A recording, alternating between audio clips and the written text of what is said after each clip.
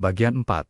Badai di lembah, dan pedang yang menahan diri. Suara gemuruh ribuan kuda berlari bagaikan petir yang menyambar bumi. Pasukan Muslim menyerbu turun dari segala arah bukit mengepung lembah.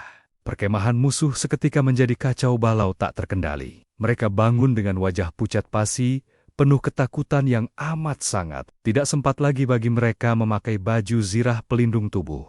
Tidak sempat lagi mencari pedang yang tepat untuk melawan. Kepanikan massal melanda seluruh pasukan musuh dari ujung ke ujung. Strategi kejutan Khalid bekerja dengan sangat sempurna dan efektif. Mereka tidak tahu dari mana serangan datang, karena dikepung segala sisi. Seolah-olah gurun ini hidup dan menyerang mereka karena kemurkaan. Khalid memimpin serangan inti dengan gagah menerjang barisan depan. Ia menerobos pertahanan musuh yang rapuh, bagai pisau membelah mentega. Pedangnya bergerak lincah, menangkis serangan musuh yang putus asa. Namun anehnya, ia tidak membunuh membabi buta seperti dulu. Ia hanya melumpuhkan mereka yang melawan dan membahayakan pasukannya. Debu pertempuran naik membumbung tinggi menutupi pandangan mata. Teriakan komando saling bersahutan di tengah denting senjata beradu. "Tahan posisi!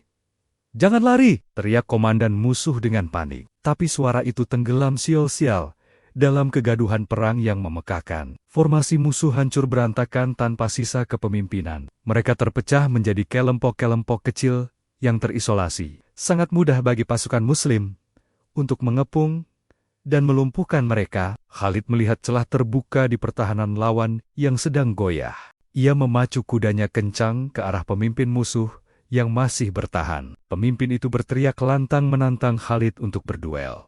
"Kau datang untuk menumpahkan darah kami, wahai Khalid," tuduhnya keras. Khalid menangkis tombak yang mengarah padanya dengan gerakan tangkas. "Aku datang untuk menghentikan kebodohanmu dan darah yang lebih besar," balasnya tegas. Benturan senjata antara dua pemimpin terjadi begitu sengit dan cepat. Namun mental pasukan musuh sudah runtuh duluan melihat pemimpinnya terdesak. Mereka melihat kawan-kawannya mulai banyak yang menyerah tak berdaya. Mereka melihat ketegasan dan kedisiplinan pasukan Muslim yang luar biasa. Pasukan Muslim bertarung dengan sangat disiplin dan terhormat. Tidak ada satupun yang menjarah tenda musuh untuk mengambil harta. Tidak ada yang menyerang wanita, orang tua, atau anak-anak di perkemahan. Fokus mereka hanya pada prajurit bersenjata yang masih melawan. Hal ini membuat musuh semakin gentar dan kagum. Di saat bersamaan, mereka sadar sedang melawan pasukan yang beradab dan memiliki aturan luhur. Perlahan tapi pasti, perlawanan musuh mulai melemah drastis. Satu persatu senjata musuh jatuh ke pasir tanda menyerah. Bunyi besi beradu mulai berkurang digantikan suara rintihan. Khalid melihat tanda-tanda menyerah itu dengan jelas dari atas kudanya. Disinilah ujian terberat seorang panglima perang yang sesungguhnya terjadi. Saat adrenalin perang sedang memuncak tinggi di kepala, saat nafsu membunuh bisa saja meledak untuk menghabisi lawan, Khalid justru melakukan hal sebaliknya yang mengejutkan semua orang. Ia menarik tali kekang kudanya kuat-kuat, hingga kuda itu meringkik. Ia berdiri tegak di atas pelana, agar terlihat oleh seluruh pasukan. "Hentikan serangan sekarang juga!" teriaknya menggelegar memenuhi lembah. Suaranya yang lantang mengatasi riuh rendah sisa pertempuran. "Tahan pedang kalian. Jangan ada yang membunuh lagi. Mereka sudah menyerah. Haram menumpahkan darah mereka." Perintah itu bagaikan rem mendadak bagi mesin perang yang sedang melaju. Pasukan Muslim seketika berhenti menyerang musuh. Di hadapan mereka, pedang yang sudah terayun di udara ditarik kembali dengan susah payah. Sebuah kedisiplinan dan ketaatan yang luar biasa kepada pemimpin. Musuh yang tersisa menatap tak percaya dengan apa yang terjadi. Mereka mengira akan dibantai habis tanpa sisa setelah kalah. Seperti kebiasaan hukum perang zaman jahiliyah yang kejam, tapi leher mereka masih utuh. Tidak ada yang ditebas saat menyerah. Khalid turun dari kudanya dengan tenang dan berjalan mendekat. Ia berjalan mendekati kumpulan tawanan perang yang ketakutan. Tidak ada arogansi atau kesombongan di wajah sang pemenang. "Siapa yang meletakkan senjata? Dia aman di bawah perlindunganku," katanya. Kalimat itu adalah jaminan nyawa yang paling berharga saat itu. Para tawanan menundukkan kepala malu dan menyesal. Malu karena telah memusuhi orang sebaik dan semulia ini. Malu karena kesombongan mereka sendiri yang membawa petaka. Nakrah yang tadinya medan laga penuh debu dan darah, kini berubah menjadi tempat introspeksi bagi jiwa-jiwa yang kalah. Khalid memerintahkan pasukannya merawat musuh yang terluka parah, termasuk luka di pihak musuh, diobati dengan obat-obatan mereka sendiri. Pemandangan ini sungguh menyentuh hati siapapun yang melihatnya. Musuh diobati dengan telaten oleh orang yang baru saja mereka serang. Air minum diberikan kepada tawanan yang kehausan di tengah panas. Inilah wajah Islam yang sesungguhnya yang dibawa Rasulullah. Tegas dan keras dalam pertempuran melawan kebatilan, namun lembut dan penuh kasih sayang dalam kemenangan. Khalid telah membuktikan transformasinya secara paripurna. Ia bukan lagi mesin pembunuh yang haus darah. Ia adalah satria pelindung kehidupan dan kemanusiaan. Kemenangan di Nakrah diraih dengan cepat dan gemilang. Korban jiwa bisa diminimalisir di kedua belah pihak. Strategi cerdas dan adab mulia berjalan beriringan harmonis. Matahari semakin tinggi di langit, menyinari lembah Nakrah, menyinari wajah-wajah yang lelah, namun lega, karena perang usai. Perang fisik telah berakhir dengan kemenangan muslimin. Namun tugas Khalid belum selesai sepenuhnya di tempat ini. Masih ada tugas menata hati penduduk Nakrah agar tidak dendam. Tugas mulia yang tak kalah pentingnya dari ayunan pedang. Bagaimana Khalid membangun perdamaian pasca perang? Simak terus. Bagian 3. Mata sang elang dan rasa aman palsu dari balik bukit batu yang terjal dan tersembunyi. Khalid bin Walid mengintip ke lembah bawah dengan sangat hati-hati. Di sanalah perkemahan musuh terhampar luas memenuhi lembah. Pemandangan itu ia pelajari dengan seksama, merekam setiap detailnya. Tenda-tenda musuh berdiri tanpa aturan formasi militer yang jelas. Ribuan prajurit musuh terlihat santai menikmati sore hari. Ada yang sedang tertawa terbahak-bahak sambil menyantap makanan. Ada yang tidur mendengkur beralaskan pasir tanpa penjagaan. Senjata mereka diletakkan sembarangan jauh dari jangkauan tangan. Kuda-kuda mereka tidak dipersiapkan pelana untuk tempur dadakan. Khalid tersenyum getir melihat kecerobohan fatal musuhnya itu. Mereka sedang mabuk oleh rasa aman, bisiknya pelan. Mereka pikir jumlah yang banyak adalah jaminan kemenangan mutlak. Para komandan muslim berkumpul merapat di dekat Khalid, menunggu instruksi penyerangan dari sang panglima tertinggi. Apakah kita serang sekarang, saat mereka lengah? Tanya salah satu komandan. Khalid menggelengkan kepalanya perlahan, dengan tatapan tajam. Belum saatnya, jawabnya tenang, penuh perhitungan. Biarkan mereka semakin larut dan tenggelam dalam kelalaian.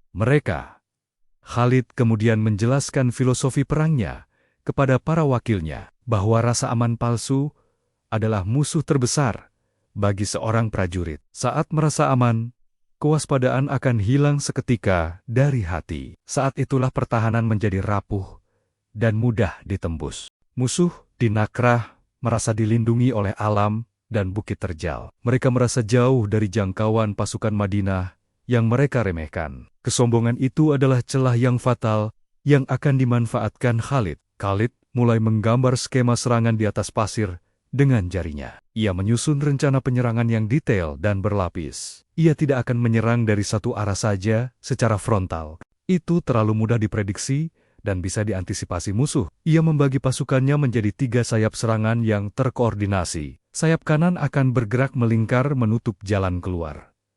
Sayap kiri akan memotong jalur lari ke arah perbukitan. Pasukan inti akan mendobrak langsung dari depan untuk memecah konsentrasi. Ingat satu hal, tekan Khalid pada komandannya dengan serius. Tujuan utama kita adalah memecah formasi dan mental mereka.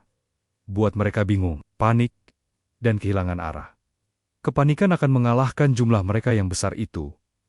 Rencana itu terdengar sederhana, namun sangat mematikan jika berhasil. Setiap unit diberi tugas spesifik yang tidak boleh dilanggar. Tidak ada gerakan yang sia-sia atau membuang tenaga percuma. Malam semakin larut menyelimuti lembah Nakrah dengan kegelapan. Musuh mulai terlelap dalam mimpi indah di tenda-tenda mereka. Sementara pasukan muslim tetap terjaga dalam doa dan zikir munajat. Mereka menyiapkan mental dan fisik untuk pertempuran esok pagi. Khalid berkeliling memeriksa barisan pasukannya satu persatu, memastikan setiap pedang sudah diasah tajam mengkilap, memastikan setiap kuda sudah siap pacu dan tidak gelisah.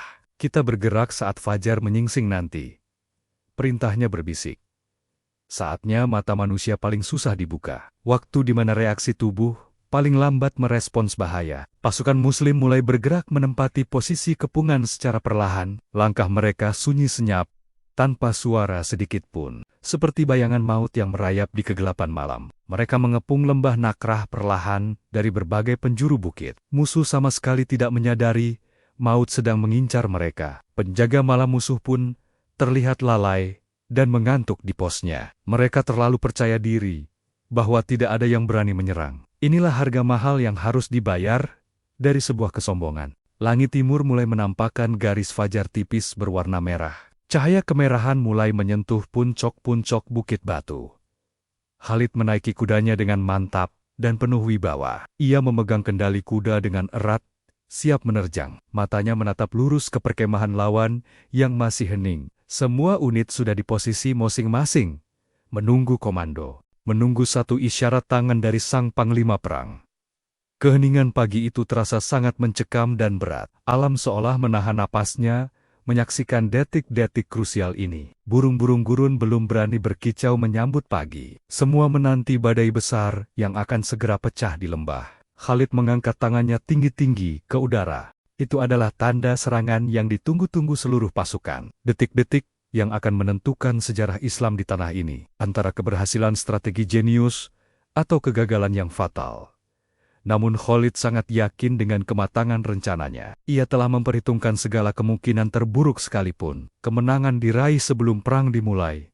Dalam pikiran sang jenderal, itulah prinsip perang Khalid bin Walid yang melegenda. Persiapan yang matang akan selalu mengalahkan sekadar keberuntungan. Fajar telah tiba sepenuhnya menerangi lembah Nakrah. Waktu untuk menunggu telah habis sudah. Saatnya untuk bertindak nyata, menegakkan kebenaran. Teriakan takbir, Allahu Akbar, pun menggema dahsyat di angkasa, memecah kesunyian lembah Nakrah, bagaikan halilintar menyambar, mengejutkan musuh yang sedang bermimpi indah di tidur lelapnya. Serangan fajar yang mematikan akhirnya dimulai. Strategi jenius Khalid mulai dijalankan dengan presisi tinggi. Bagaimana reaksi musuh yang terkejut setengah mati itu? Apakah mereka mampu bertahan, atau akan hancur seketika? Kita saksikan kekacauan itu di bagian selanjutnya yang menegangkan. Ketika ketenangan pagi berubah menjadi badai peperangan. Bagian 2. Jejak di padang tandus dan filosofi sang jenderal matahari siang itu terasa membakar kulit hingga melepuh. Padang pasir membentang luas tanpa ujung, sejauh mata memandang. Pasukan Muslim terus bergerak maju tanpa henti, meski lelah mendera. Keringat bercucuran deras membasahi pakaian zirah besi mereka yang berat. Namun semangat jihad mereka tidak surut sedikit pun di tengah cobaan alam. Di depan sana, Khalid bin Walid memimpin dengan gagah berani. Ia tidak duduk nyaman di atas tandu seperti raja-raja Persia. Ia merasakan panas yang sama, menyengatnya dengan prajurit biasa. Ia merasakan debu yang sama masuk ke tenggorokan dan matanya. Inilah gaya kepemimpinan teladan yang ia terapkan di lapangan. Memimpin dengan contoh nyata, bukan sekadar perintah dari kejauhan. Khalid sering memperhatikan sekelilingnya dengan tatapan tajam. Ia membaca tanda-tanda alam dengan jeli, layaknya seorang ahli. Arah angin yang berubah memberinya petunjuk tentang cuaca. Jejak binatang di pasir memberinya informasi tentang pergerakan makhluk lain. Bentuk bukit pasir memberinya ide strategi penyergapan yang efektif. Alam adalah perpustakaan ilmu bagi seorang Khalid bin Walid. Gurun ini berbicara kepada kita, katanya berbisik pada seorang wakil. Ia memberitahu siapa yang akan menang dan siapa yang akan kalah. Prajurit di belakangnya saling berbisik kagum melihat ketahanan fisiknya. Mereka takjub melihat stamina sang panglima yang seolah tak habis-habis, dan ketenangannya yang menular ke seluruh barisan pasukan. Malam pun tiba membawa hawa dingin yang menusuk tulang rusuk. Pasukan diperintahkan berhenti untuk beristirahat sejenak, melepas penat. Api unggun kecil dinyalakan di beberapa titik untuk menghangatkan badan. Suasana hening mencekam, hanya terdengar suara angin malam menderu. Khalid duduk dekat api unggun, merenung dalam dia memandang lidah api. Seorang prajurit muda memberanikan diri mendekat dengan ragu-ragu. Wajahnya penuh rasa ingin tahu tentang sosok legendaris di depannya. Wahai Panglima, sapanya dengan nada penuh hormat. Dulu kami gemetar ketakutan setiap kali mendengar namamu disebut. Kini, kami justru merasa sangat aman berada di belakang punggungmu. Apa sebenarnya yang mengubahmu begitu besar, wahai Khalid? Khalid mengangkat wajahnya pelan, menatap api yang menari-nari. Cahaya api memantul di matanya yang tajam, namun teduh. Hidayah itu urusan Allah semata. Jawabnya dengan suara lembut. Dulu aku berperang hanya untuk kebanggaan diri dan suku. Sekarang, aku berperang semati-mata untuk mencari Ridhonia. Pedang ini masih sama, tapi tangan yang memegangnya kini berbeda. Jawaban itu membuat prajurit muda tertegun dan merinding. Ia menyadari kedalaman hati pemimpinnya yang telah bertransformasi. Khalid tidak menyembunyikan masa lalunya yang kelam dari pasukannya. Ia justru menjadikannya pelajaran berharga untuk tidak diulangi. Masa lalu tidak bisa kita hapus, meski kita ingin, lanjut Khalid. Tapi masa depan masih bisa kita tulis ulang dengan tinta emas. Pertempuran Nakrah akan menjadi tulisan baru dalam lembaran kita. Percakapan malam itu singkat, namun sangat bermakna bagi jiwa prajurit. Menambah kepercayaan dan loyalitas pasukan kepada Khalid bin Walid. Mereka pun tidur dengan hati yang tenang, meski beralaskan pasir, meski bahaya besar sedang mengintai di depan sana, menanti mereka. Keesokan harinya, perjalanan berat kembali berlanjut sebelum matahari terbit. Medan yang dilalui semakin sulit, terjal, dan berbatu tajam. Kuda-kuda mulai kelelahan menapaki bukit yang menanjak curam. Namun Khalid terus memotivasi mereka agar tidak menyerah di tengah jalan. Ia tidak menjanjikan harta rampasan perang yang melimpah ruah. Ia menjanjikan kemuliaan di sisi Allah dan surga yang abadi. Kuatkan hati kalian wahai saudaraku, seru Khalid membakar semangat. Kelelahan ini akan menjadi saksi pembela kita di akhirat kelak. Kata-kata itu membakar semangat pasukan hingga berkobar kembali. Rasa lelah dan sakit di kaki seolah hilang seketika itu juga. Mereka mempercepat langkah menuju Nakrah dengan sisa tenaga yang ada. Khalid selalu berada di posisi paling depan dan paling waspada. Matanya menyisir setiap celah bukit yang mencurigakan, memastikan tidak ada penyergapan mendadak dari mata-mata musuh. Ia tahu betul, musuh lebih menguasai medan berliku ini dibanding mereka. Tapi ia menguasai taktik perang yang tidak dimiliki musuh. Kecerdasan Khalid benar-benar diuji di medan yang asing ini. Bagaimana membawa pasukan besar tanpa terdeteksi oleh radar musuh. Ia memilih jalur-jalur tikus yang jarang dilewati manusia biasa, menghindari jalur utama di mana mata musuh biasa berkeliaran. Strategi memutar ini membutuhkan stamina ekstra yang luar biasa. Namun hasilnya akan sepadan dengan kelelahan yang dirasakan. Elemen kejutan adalah senjata utamanya untuk memenangkan pertempuran nanti. Pasukan bergerak senyap seperti hantu yang bergentayangan di gurun, tidak meninggalkan jejak yang mencolok agar tidak terbaca lawan. Disiplin pasukan benar-benar diuji pada level tertinggi saat ini. Dilarang membuat suara gaduh sekecil apapun selama perjalanan. Dilarang menyalakan api besar yang bisa memancing perhatian musuh. Semua dilakukan demi keberhasilan misi mulia menyelamatkan umat. Hingga akhirnya, setelah perjalanan panjang, mereka mendekati tujuan. Aroma pertempuran mulai tercium samar-samar di udara yang kering. Khalid memerintahkan pasukan berhenti total di balik bukit terakhir. Mereka bersembunyi rapat di balik punggung bukit yang melindungi. Menunggu perintah selanjutnya dari sang jenderal dengan jantung berdebar. Detik-detik menuju konfrontasi semakin dekat dan menegangkan. Jantung para prajurit berdegup lebih kencang dari biasanya. Namun Khalid tetap setenang air telaga yang tidak beriak. Ia bersiap untuk masuk ke fase berikutnya dalam rencananya. Fase pengamatan detail dan penyusunan siasat pamungkas. Inilah saatnya otak jenius sang pedang Allah mulai bekerja penuh. Strategi apa yang akan ia racik untuk menaklukkan Nakrah? Bagian 1. Byeng Beang masa lalu dan panggilan suci. Pernahkah Anda merasa dihantui oleh kesalahan besar di masa lalu yang sulit dilupakan? Bayangkan beban berat yang dipikul oleh seseorang yang dulu memusuhi kebenaran dengan pedangnya. Namun kini, ia harus berdiri di garis paling depan untuk membela kebenaran itu dengan nyawanya. Itulah gejolak batin yang dialami oleh sang pedang Allah, Khalid bin Walid. Tahun ke-8, Hijriah menjadi saksi bisu transformasi jiwanya yang luar biasa. Ia bukan lagi panglima kufar yang garang dan bengis di perang Uhud. Ia kini adalah pelindung umat yang tawadu dan tunduk pada wahyu. Namun, ujian berat menantinya di sebuah lembah gersang bernama Nakrah. Di sana, bukan hanya musuh fisik yang harus ia hadapi dengan strategi, melainkan egonya sendiri dan cara pandang dunia terhadap masa lalunya. Sebelum kita menyelami kisah epik penuh hikmah yang menggetarkan ini, mari kita luruskan niat untuk menimba ilmu sejarah demi perbaikan diri. Silakan ketik di kolom komentar sekarang. Hadir untuk teladan umat. Dukung dakwah visual kami dengan menekan tombol subscribe yang berwarna merah dan aktifkan lonceng notifikasi agar Anda menjadi yang pertama mendapat inspirasi setiap hari. Storytelling. Jazirah Arab saat itu sedang mengalami gelombang perubahan besar-besaran. Cahaya Islam mulai menyebar menembus batas-batas kabilah di berbagai penjuru gurun. Namun, tidak semua kabilah menerima cahaya hidayah itu dengan lapang dada. Di wilayah Nakrah, awan kegelapan mulai berkumpul merencanakan sesuatu. Nakrah adalah wilayah strategis yang diapit oleh perbukitan tandus yang mematikan. Jalur ini sangat penting bagi kelancaran perdagangan dan keamanan kota Madinah. Sebuah laporan intelijen rahasia akhirnya sampai ke telinga Khalid bin Walid.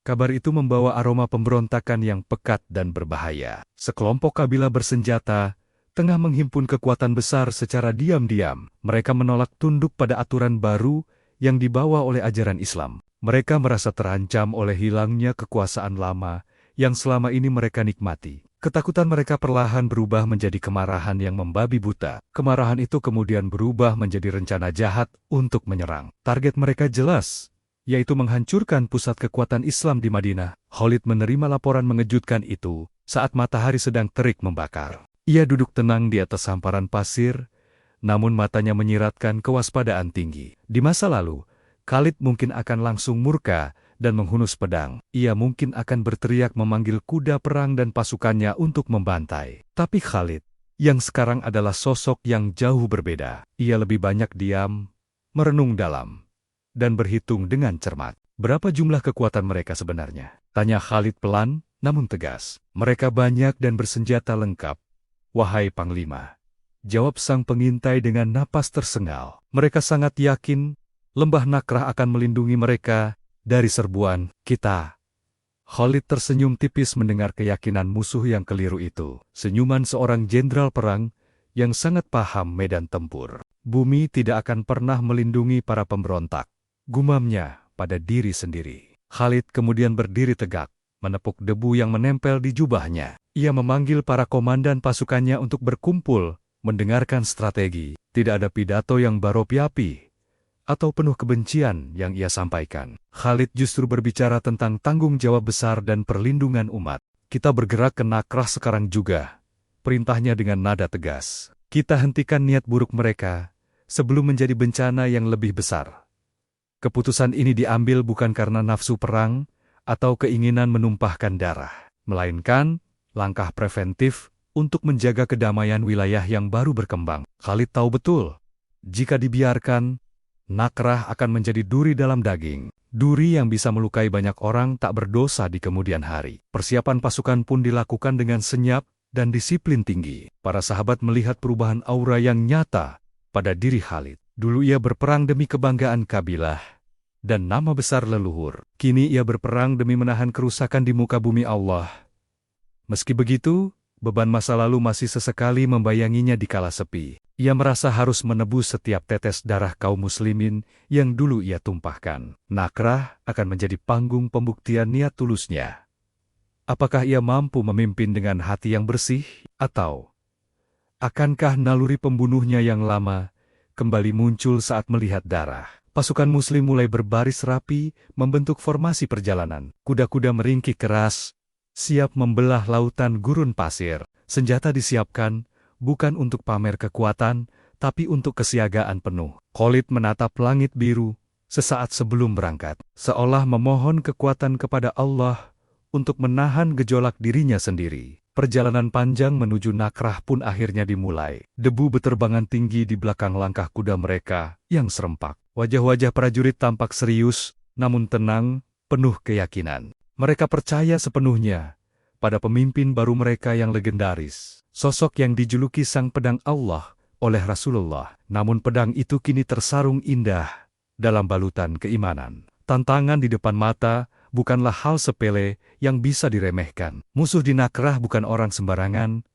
Mereka petarung gurun. Mereka adalah kabilah yang keras kepala dan menguasai medan lokal. Tapi Khalid memiliki sesuatu yang tidak mereka miliki sama sekali, yaitu tujuan suci yang melampaui kepentingan duniawi semata. Perjalanan ini akan menguji kesabaran dan fisik seluruh pasukan. Setiap langkah mendekatkan mereka pada takdir yang telah tertulis. Takdir yang tertulis di hamparan pasir panas yang membentang. Khalid memacu kudanya di barisan paling depan sebagai ujung tombak. Ia menjadi penunjuk jalan sekaligus pelindung bagi anak buahnya. Tidak ada sedikit pun rasa takut terpancar di sorot matanya. Hanya ada fokus yang tajam, setajam mata pedang yang baru diasah. Angin gurun membisikkan tantangan kematian di telinga mereka.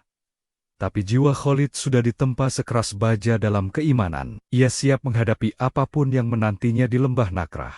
Bukan untuk menghancurkan musuh hingga binasa, tapi untuk menyelamatkan umat. Inilah awal dari sebuah operasi senyap yang penuh perhitungan. Operasi yang akan dikenang sejarah sebagai bukti kecerdasannya, sebagai bukti kematangan jiwa sang panglima perang terbaik. Mari kita ikuti jejak langkah perjuangan mereka di bagian selanjutnya.